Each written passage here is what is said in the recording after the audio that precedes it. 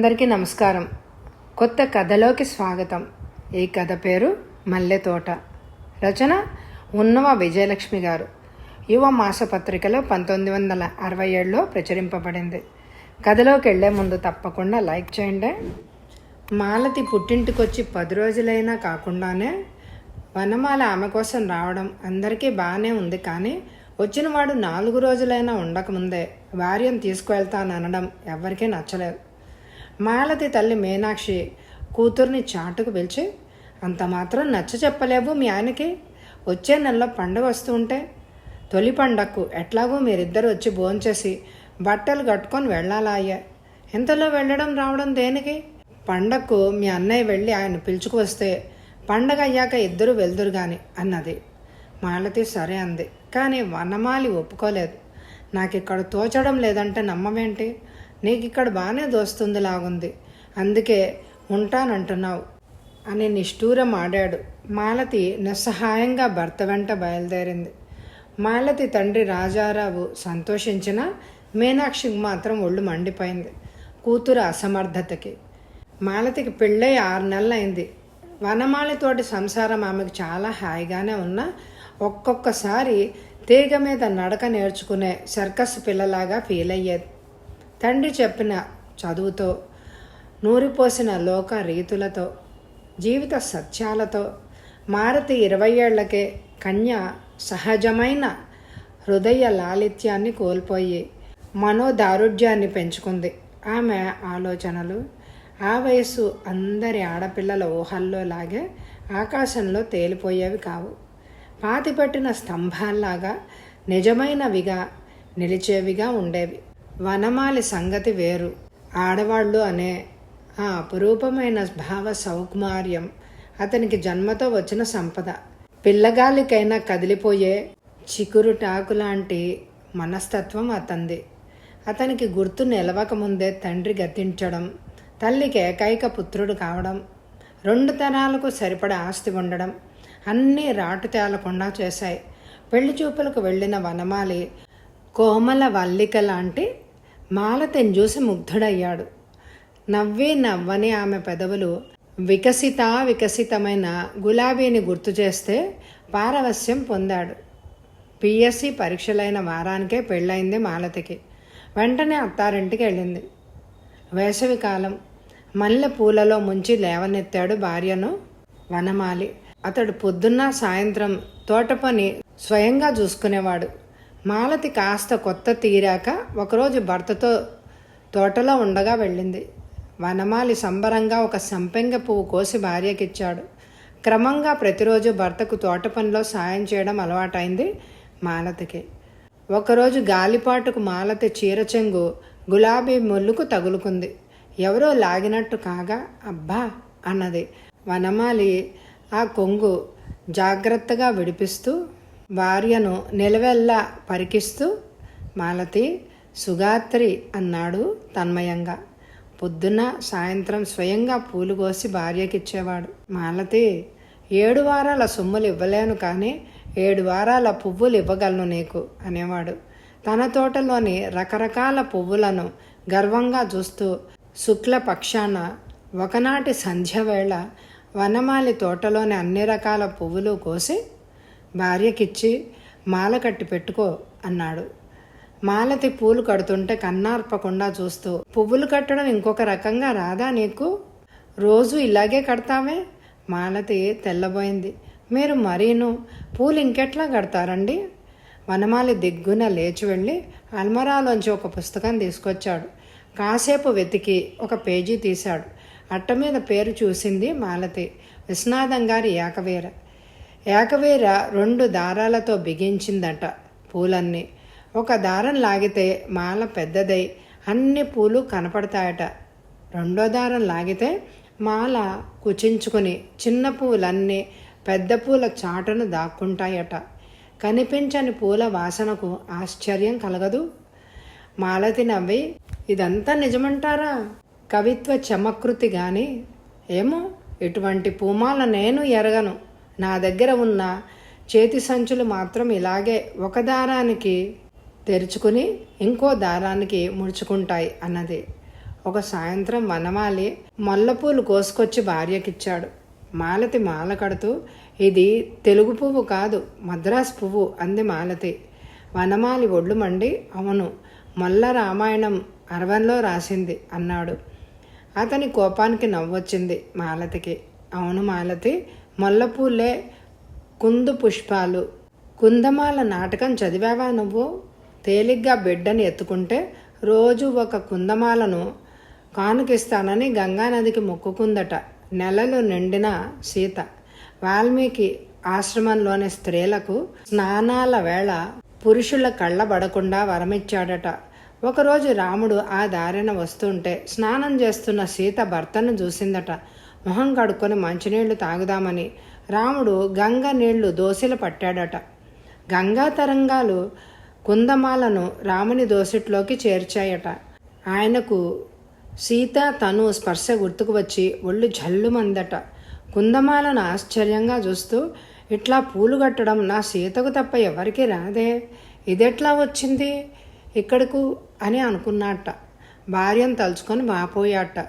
అంతటి దీర్ఘ వియోగంలో కూడా భర్తకు తన మీద అనురాగం అంతరించలేదని తెలుసుకున్న సీత సంతోషాన్ని ఊహించుకో అన్నాడు వనమాలి.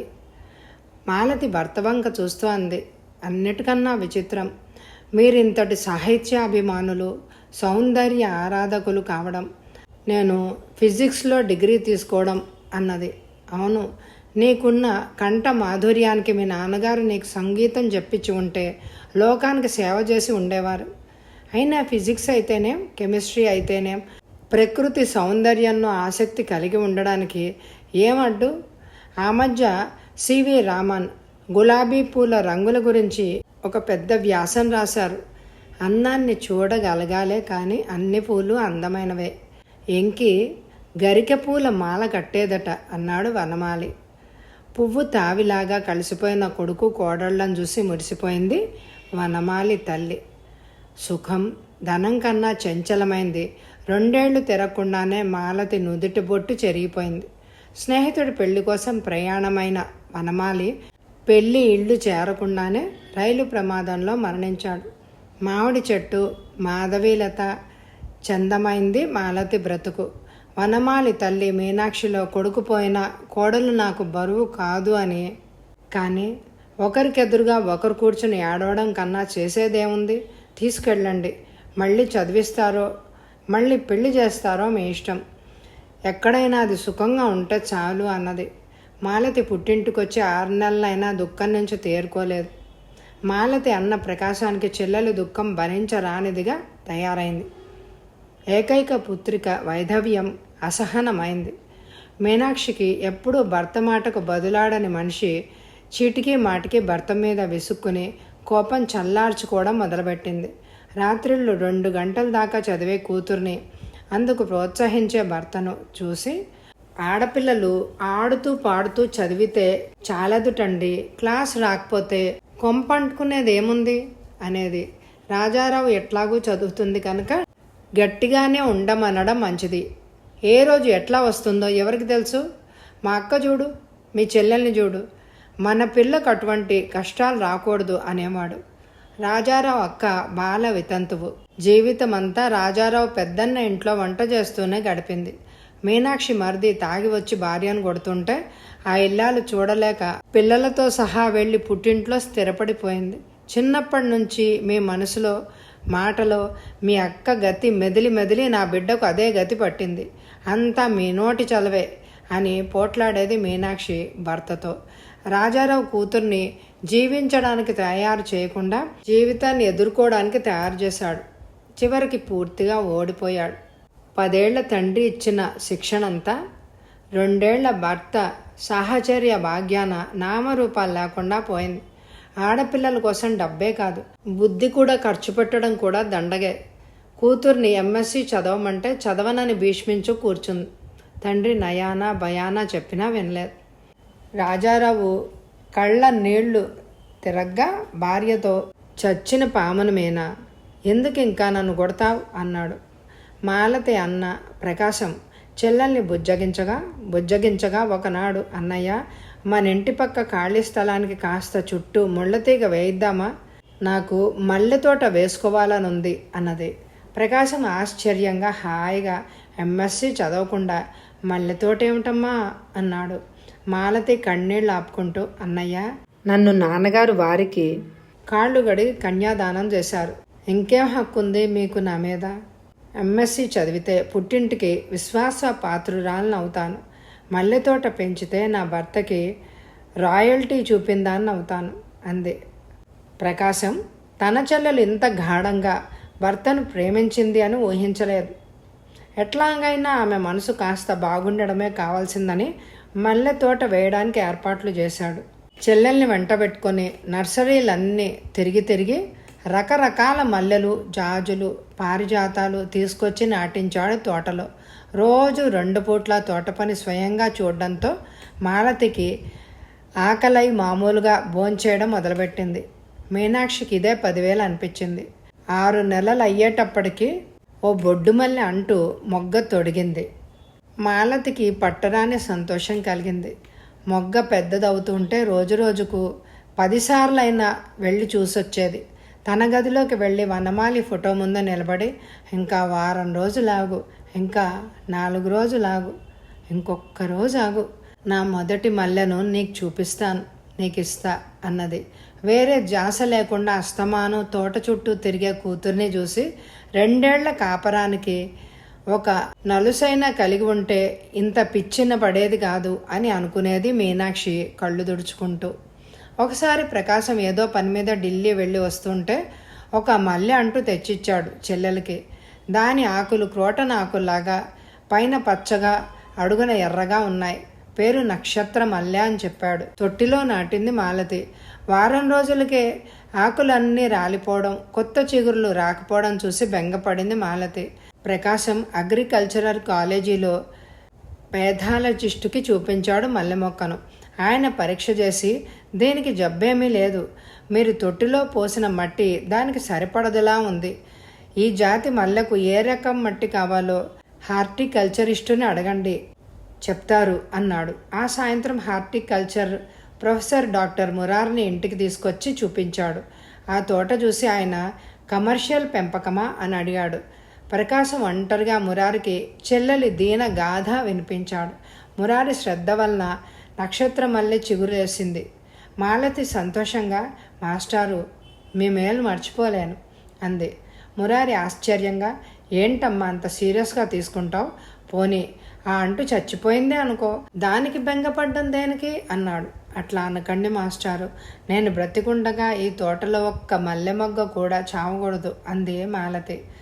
ఆ ఇంటి స్నేహితుడయ్యాడు మురారి. తరచూ వచ్చి తోటని చూసి వెళ్ళేవాడు. మాలతికి మల్లెలు అంటు తొక్కడం, గ్రాఫ్టింగ్ చేయడం నేర్పాడు.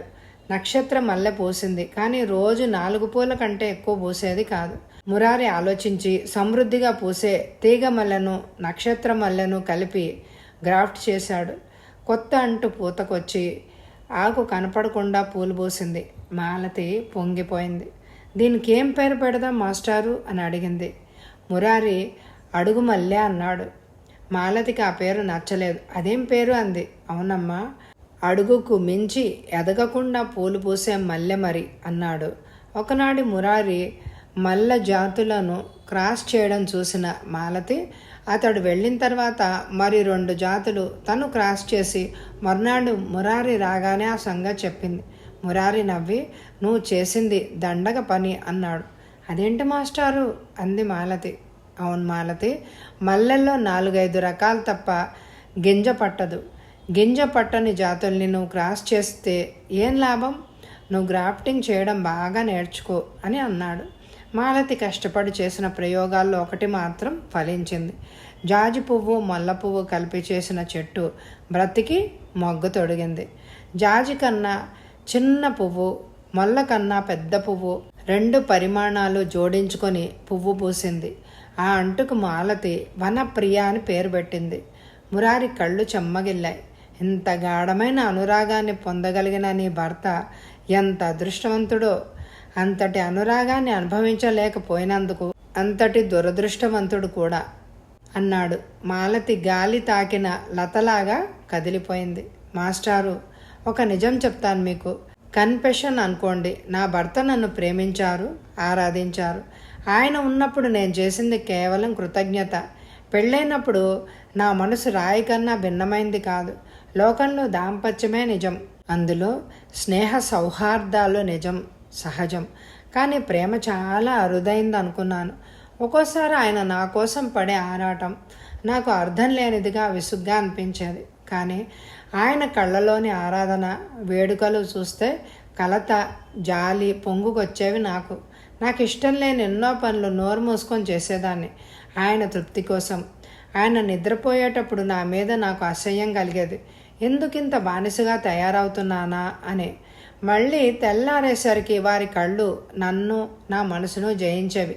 క్రమంగా వారి సాహచర్యంలో నా హృదయం కరిగిపోయింది. నాకు ప్రేమించడం అంటే ఏంటో తెలిసి వచ్చింది. నేను ప్రేమ పొందడం కన్నా ప్రేమించడం ఎంత బాగుంటుందో తెలిసింది.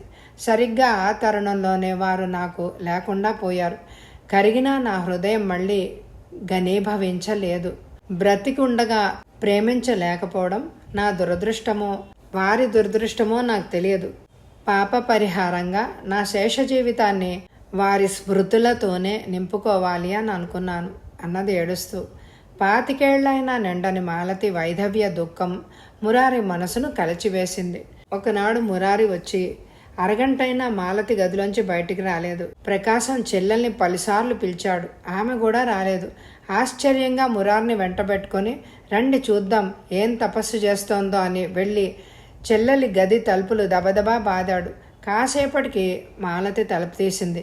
ప్రకాశం, మురారి మ్రాన్ పడిపోయారు. మాలతి మాట్లాడకుండా గదిలోకి వెళ్ళిపోయింది.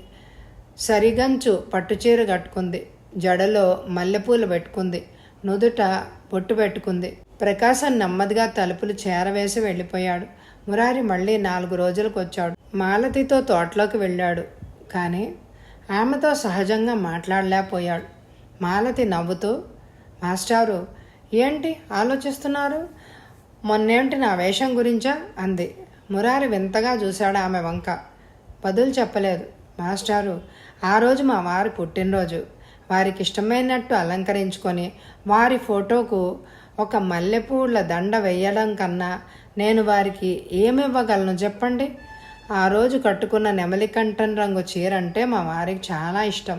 అది కట్టుకున్న రోజు మాలతి, మయూరి అని పిలిచేవారు ముద్దుగా. వారి పుట్టినరోజున ఏడుస్తూ ఎట్లా కూర్చోను? ఎప్పుడైనా నా కళ్ళ నీళ్లు తిరిగితే వారికి బోలెడంత కోపం వచ్చేది. చిరాకు పడిపోయేవారు. నిజం, ఆ రోజంతా నేను ఏడవలేదు. నవ్వుతూ వారి ఫోటో ముందు కూర్చుండిపోయాను అన్నది మాలతి. మాలతి మురారి దగ్గర గతించిపోయిన అనుభవాలు బిగ్గరగా గుర్తుకు తెచ్చుకోవడం అలవాటైంది. అస్తమానం నన్ను పిలుస్తుండేవారు మాస్టారు. ఒకసారి ఎందుకండి అట్లా విసుగు లేకుండా ఎప్పుడు పిలుస్తూనే ఉంటారు అని విసుక్కున్నాను. దానికి, ఏం పిలిస్తే నాకు నువ్వంటే ఇష్టం, నీ పేరంటే ఇష్టం. నా మీద దయతలిచి మీ అమ్మ, నాన్న నీకు చాలామంది తెలుగు వాళ్ళలాగా ధనలక్ష్మి, గజలక్ష్మి, వెంకటలక్ష్మి అని పేరు పెట్టలేదు. నీ పేరు ఎంత బాగుంది. కాళిదాసు కూడా ఇష్టం మాలతి పుష్పాలంటే. ఆయన నాయికలలో ద్రపుష్పాల పుప్పొడిని చెక్కిళ్ళకు అద్దుకునేవారట. కబంధ పుష్పాలు, మాలతి మొగ్గలు తల్లో ధరించేవారట. కర్ణాభరణాలుగా ధరించిన శిరీష పుష్పాల కేసరాలు ఆ ముద్దరాళ్ల చెక్కిళ్ళని తాకుతూ ఉండేవట. చేత్తో తామర పువ్వు పుచ్చుకొని వయ్యారంగా నడిచేవారట. మాలతి, ఋతు సంహారం చదివావా నువ్వు? ఎన్ని రకాల చెట్లు, ఎన్ని రకాల పుష్పాలు, ఎన్ని రకాల పరిమళాలు. మన దేశంలోని ప్రకృతి సౌందర్యం అంతా దోచుకొని కావ్యాలు రాశాడు ఆయన అని అన్నారు. వారికి ఊళ్ళు తిరగడం అంటే సరదా. ఎన్ని ఊళ్ళు తిరిగామో లెక్కలేదు. చూసిన ఒక్కొక్క పువ్వును గుర్తుకు ఒక్కో చీర, గాజులు, ఆఖరికి చెప్పులైనా కొనేవారు నాకు. ఒకనాడు 9 గజాల పూనా చీర కచ్చాబోసి కట్టుకోమన్నారు. కట్టుకుని వస్తే రాళ్ల కమ్మలు తీసి ముత్యాల కమ్మలు పెట్టుకోమన్నారు. ఇంకో రోజు అడ్డచారల డాకా చీర బెంగాలీ కట్టుకోమన్నారు. కాళ్లకు పారాణి పెట్టుకుని కొత్త చీర కట్టుకున్నాను. మురిపంగా చూస్తూ బల్ల మీద ఉన్న తాళాల గుత్తి తీసి నా చెంగుకు ముడివేశారు. ఇంకో రోజు తిరువనంతపురంలో కొన్న సరిగంచు పంచె వల్లెవాటు వేసుకున్నాను. జడ విప్పి జాలరు ముడి వేసుకోమన్నారు. నా తల్లోకి పూలు వారే కోసిచ్చేవారు. మాస్టారు ఒకరోజు గులాబులు, ఇంకొక రోజు సంపెంగలు, ఇంకో రోజు మొగలి రేకులు, మరునాడు పొగడపూలు, సాయంత్రాలు మాత్రం మల్లెపూలు, జాజులే ఇచ్చేవారు. ఒకరోజు సాయంత్రం జుట్టు దివ్వి కొత్త రకంగా ముడివేసుకొని ఒక పక్కగా కటక్ పిలిగ్రీ పనిచేసిన వెండి తామర పువ్వు గుచ్చుకొని తోటలోకి వెళ్ళాను. వారు నన్ను చూసి వెండి పువ్వు తీసేసి అక్కడ ఒకే ఒక పెద్ద మల్లెపువ్వు పెట్టారు. నేను చిన్నబుచ్చుకున్నానేమోనని నా కళ్ళలోకి చూస్తూ మగవ తల్లోని మల్లెపువ్వును శిఖాగ్రాన చంద్రోదయంతో పోలుస్తాడు ఒక కవి అన్నారు. వారికి రసగుల్లా అంటే మహా ఇష్టం మాస్టారు. అందుకని తరచూ చేస్తూ ఉండేదాన్ని. ఒకరోజు నేను వంటిట్లో ఉండగా వచ్చారు ఆయన. విరిగిన పాలు మూట కడుతుండగా చూశారు. అదేంటి, పాలు అన్ని విరిగిపోయాయా అని అడిగారు. విరగడం లేదు, నేనే విరిచాను. పాలు విరగ్గొట్టకుండా రసగుల్లాలు ఎలా వస్తాయి అన్నాను. ఆయన బాధగా, అమృతంలాంటి పాలు విరగ్గొట్టి చేస్తారా రసగుల్లాలు? అవెంత రుచిగా ఉన్నా సరే ఇక నేను తినను అన్నారు. చూడండి మాస్టారు, మా ఇంట్లో వాళ్ళకు కూడా చెప్పని సంగతులన్నీ మీకు చెప్తున్నాను. నేను వెకిల్ దాన్నని, సిగ్గులేని దాన్నని అనుకోరు కదా అని అడిగింది మాలతి. కాస్త ఆశ్చర్యంగా, సరే కానీ మాలతి, నాతో మాత్రం ఎందుకు చెప్పాలనిపించింది నీకు అని అడిగారు మురారి నవ్వుతూ. నేను నిజం చెప్తే మీరేమీ అనుకోరు కదా. ఈ కబుర్లే మా అమ్మకి చెప్పానే అనుకోండి, మా అమ్మ సంతోషించదు, ఏడుస్తుంది. ఆ సరదాలు ఈరోజు లేకుండా పోయాయని విచారిస్తుంది. ఆ విచారమే ఆమె అనుభవించగలదు. కానీ ఆ రోజుల్లోని అందాన్ని, ఆనందాన్ని గుర్తించి సంతోషించలేదు. మీరు నాకు పరాయివారు కనుక ఈ విషయాల్లో మీకు విషాదం తోచదనుకున్నాను అన్నది దిగులు మొహం పెట్టి మాలతి. మీరు పరాయివారు అని ముఖం ఎదుట చెప్పగలిగిన ఆమె మనశ్శుద్ధికి మురారి సంతోషించాడు. భర్తతో గడిపిన అనుభవాలు ఇతరులతో చెప్పుకుంటే ఆమెకు అవే అనుభవించినట్లు ఉందేమోనని భావించాడు.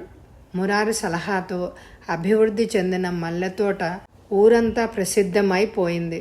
పూర్వం మురారికి ఫల జాతుల్లోనే తప్ప పూల మొక్కల్లో ఆటే ఆసక్తి లేదు.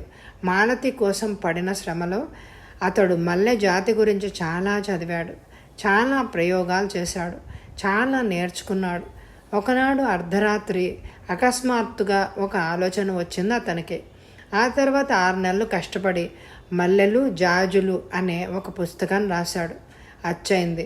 తొలి పలుకులు ఆ పుస్తకం రాయాలన్న ఉత్సాహం మాలతి ప్రోత్సాహం వలన కలిగిందని రాశాడు. అది మొదలైంది చెడ్డ రోజులకు. యూనివర్సిటీలో విద్యార్థులు, తోటి అధ్యాపకులు, క్రమంగా ఊళ్ళో వాళ్ల గుసగుసలు నేను చెప్పవలసిన వాడినే కాదు. నా చెల్లెలు బ్రతుకు ఎంతటి దీనమైందో మీకు తెలుసు. దాన్నట్ల నలుగురిలో నవ్వుల పాలు చేయడం భావ్యమా? పెద్దవారు మీరు, మీ కూతురికి ఉండదగ్గ వయసు దానికి మీకు ఈ చాపల్యం ఎలా కలిగింది అన్నాడు. గుసగుసలు, వ్యంగ్యోక్తులు, నవ్వుకోడాలు మొదలుపెట్టారు. విరజాజుల అందం వితంతువుల సువాసనలో తెలిసిందట పాపం అన్నారు అంతా. మురారి భార్య నానా ఏడుపు ఏడ్చి, మీరింక వాళ్ళ ఇంటికెళ్ళి ఆ పిల్లని చూస్తే నేను నూతిలో దూకుతాను అంది. వారం తిరగకుండా ప్రకాశం మురారి దగ్గరికి వెళ్ళి, ఇంత పెద్దవారు మీరు, మీకు లోకరీతులు, ప్రకాశాన్ని చూస్తే అసహ్యం వేసింది. ప్రకాశం 4 రోజుల కిందట నా భార్య నాతో ఈ విషయమై పోట్లాడింది. ఆటే చదువుకోంది, ఆడది అని సరిపెట్టుకున్నాను. నువ్విలా మాట్లాడడం ఎంతగా ఉంది నాకు. మాలతి నా జీవితంలోకి రాకపోతే నాకు మల్లెల అందం, జాజుల పరిమళం నిజంగానే తెలిసేవి కావు. ఆ మాట వ్రాయడం ఆమెకు నా కృతజ్ఞత చెప్పుకోవడంగా భావించాను. నిజంగా నాలో చాపల్యమే ఉంటే అట్లా వ్రాయగలిగే సాహసం నాకు ఉండేదే కాదు. భయపడకు, మీ ఇంటి ఛాయలకు రానులే అన్నాడు మురారి. 10 రోజులు మురారి రాకపోవడంతో మాలతికి ఏం తోచలేదు. కొత్తగా చేసిన గ్రాఫ్ట్ మురారికి చూపించాలి అని అనుకుంది. విరజాజికి ఏదో పురుగుబట్టి ప్రతి మొగ్గ వంక తిరిగిపోతోంది. బెంగపడ్డది మాలతి. అన్న దగ్గరికి వెళ్ళి, మాస్టర్ వచ్చి చాలా రోజులైంది అన్నయ్య, వెళ్ళి పిలుచుకొస్తావు అంది చిరాకుతో. మాలతి, బుద్ధుందా నీకు? మాస్టర్ రాకపోతే మల్లె తోట ఉండదా? ఉండకపోతే నాశనం కానీ. ఊరు వారంతా నవ్వుతున్నారు ఆయన్ని మనల్ని చూసి. ఆయనతో నువ్వు అంత చనువుగా ఎందుకు ఉండాల్సి వచ్చింది? మాస్టర్ ఇంకా మన ఇంటికి రాకూడదని ఆయన భార్య ఆంక్ష పెట్టిందట. నేను కూడా చెప్పాను మన ఇంటికి రావద్దని అన్నాడు ప్రకాశం. ప్రకాశానికి అనుకోకుండా ఒకరోజు చూచిన మాలతి తిలక పుష్పధారణ గుర్తుకొచ్చింది. చెల్లెలు మళ్ళీ సుమంగళి అయితే సంతోషించగల ప్రకాశం ఆ ప్రేరణ మురారి స్నేహం వల్ల కలిగిందేమోనని చిరాకు పడ్డాడు. మబ్బులేని పిడుగుకు తట్టుకోలేకపోయింది మాలతి. గదిలోకి వెళ్ళి తలుపులు మూసుకుంది. భర్త ఫోటో ముందు కూర్చుని ఏడ్చింది. చూడు వన, నువ్వు లేని అలుసు చూసుకుని మసి పూస్తున్నది నాకు లోకం. మల్లెపూలతో మదువే కానీ విషం ఉంటుందనా? నేనేం చెయ్యను, నువ్వు నాకు దక్కలేదు. నీ స్మృతిగా నిలుపుకున్న మల్లెతోట కూడా నాకు దక్కదా? రోజు నిన్ను అలంకరించే ఈ మల్లెల పరిమళంలో మార్పు తోచిందా ప్రభు? నేనేం చెయ్యాలి చెప్పు అని ఏడుస్తూ సొమ్మసిల్లిపోయింది. మర్నాడు తెల్లారు కాఫీకి రాలేదు మాలతి. మీనాక్షి కూతురి గదిలోకి వెళ్ళి కెవ్వని కేకేసింది. రాజారావు, ప్రకాశం పరిగెత్తారు మాలతి గదిలోకి. మీనాక్షి మాలతి మీద పడి ఏడుస్తోంది. మాలతి మంచం పక్కనే టీపాయ్ మీద ఉత్తరం కనపడింది.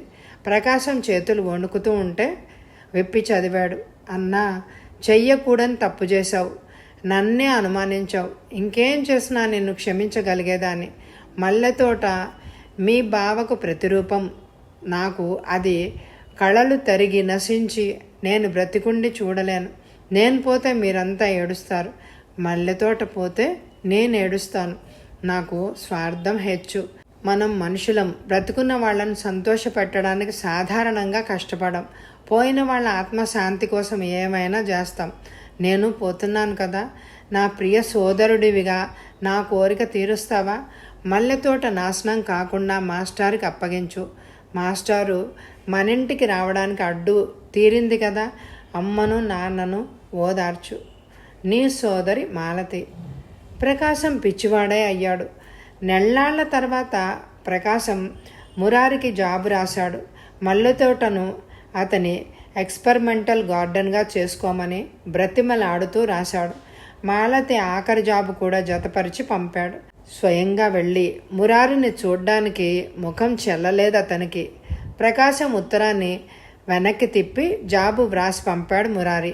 ప్రకాశం, మా అమ్మ నాన్న పోయి చాలా ఏళ్ళైంది. తద్దినాలు పెట్టడంలో నాకు నమ్మకం లేదు, పెట్టే అలవాటు లేదు. నీ మురారి. మాలతి సంవత్సరికం వచ్చేటప్పటికి మల్లతోట సగానికి పైగా ఎండిపోయింది. కథ సమాప్తం. ఈ కథకి ఎక్కువ లైకులు ఇవ్వడం ద్వారా మీ సపోర్ట్ని నాకు తెలియచేయండి. Thank you very much my dear friends.